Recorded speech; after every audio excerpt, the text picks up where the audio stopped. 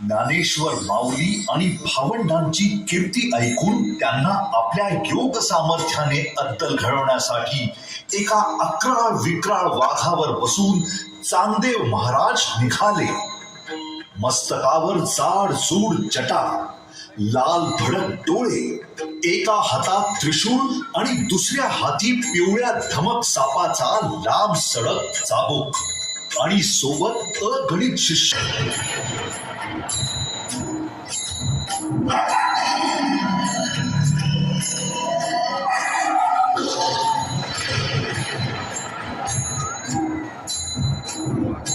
दादा, एवढा मोठा योगी आपल्याला भेटायला येतोय, तर मग आपणही त्यांना सामोरे जायला हवं ना.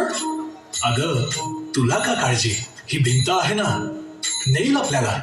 त्यांच्या जवळ चला, भित्तिके चला.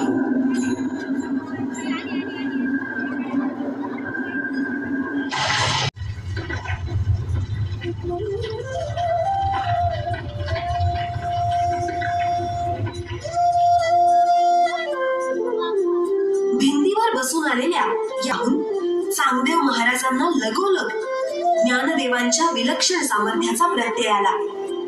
श्री चांगदेव त्यांच्या चरणी लीन झाले आणि ज्ञानेश्वर माऊलींचा जय जयकार सुरू झाला.